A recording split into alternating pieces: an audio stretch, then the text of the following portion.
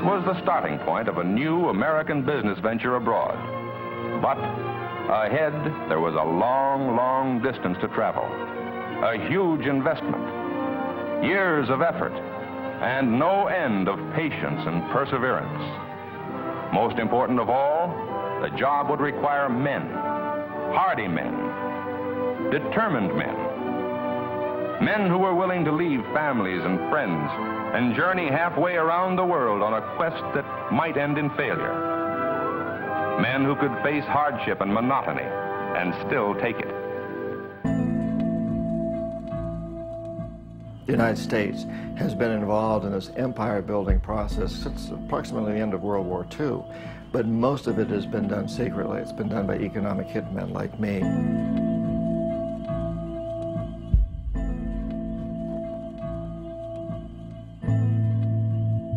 CIA agents don't call themselves spooks or spies, and they don't usually even call themselves CIA agents. They're the commercial attaché or the political attaché at a U.S. embassy or something. They put some other official title. It's not usually spy or even CIA agent. And it is the same with us. It's economic hitman is a generic term, and but it's not one that you don't put on your business card.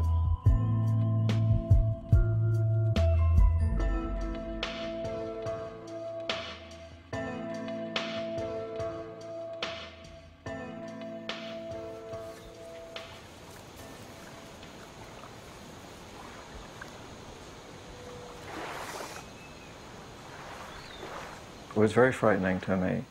I knew that I was going up against strong forces. I saw jackals at work. There was always that question there, would this happen to me?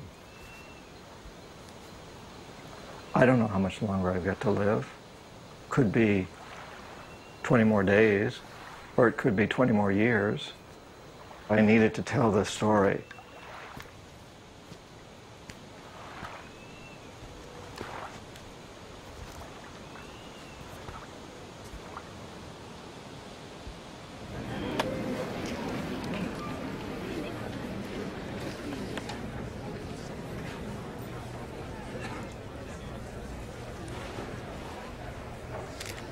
Buenas noches.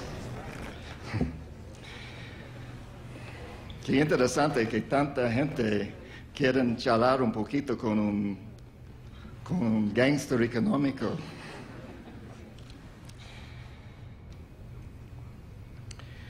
Bueno, empezamos. Disculpe mi español y también disculpe mi vida.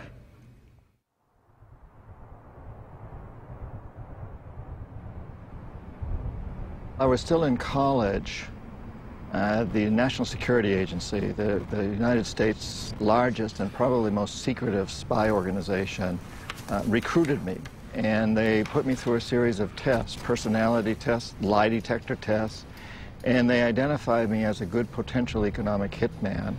And they also discovered a number of weaknesses in my character. And I think we could call those perhaps the three big weaknesses of our culture: money, power, and sex. And when the NSA offers you a job at that level, they don't tell you what they're going to have you do. They say you're going to spend about a year going through training, and at the end of that, you and they together will decide on your assignment.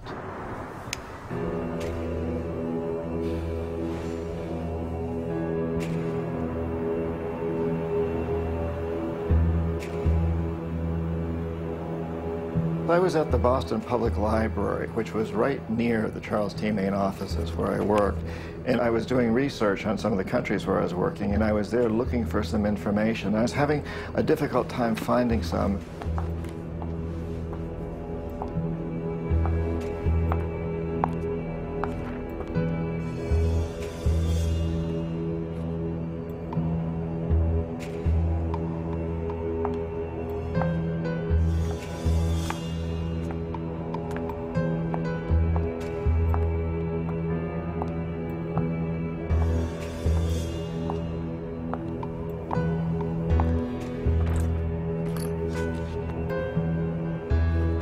I was contacted by this amazing woman named Claudine, and she knew all about my background. She knew about my weaknesses.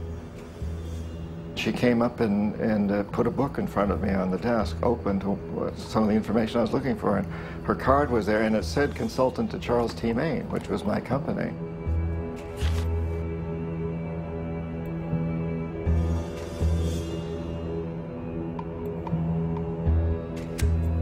And she proceeded to teach me about what it was to be an economic hitman, and at the same time to kind of seduce me into accepting the role.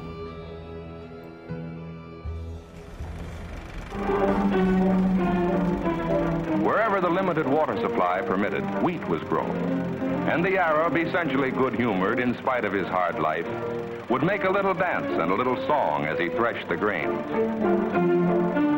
And for townspeople and Bedouin alike, life was an endless struggle. None of them knew that this desert, barren of natural resources to the outward eye, had been blessed by nature beyond the wildest dreams of those who raided and struggled for life across its sandy, windswept wastes. We economic hitmen worked in many different ways, but probably the most typical way was that we would identify a country, like a third world country, that had resources that our corporations want, such as oil.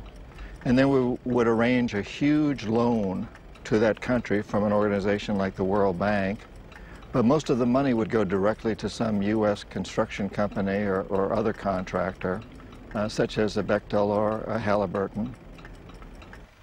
And those companies then would build huge infrastructure projects in this third world country, like power plants, industrial parks, ports. When Charles T. Main had a contract with the government, my job was to inflate the need as high as I could, make the loan as big as I could, and this was, in essence, a policy.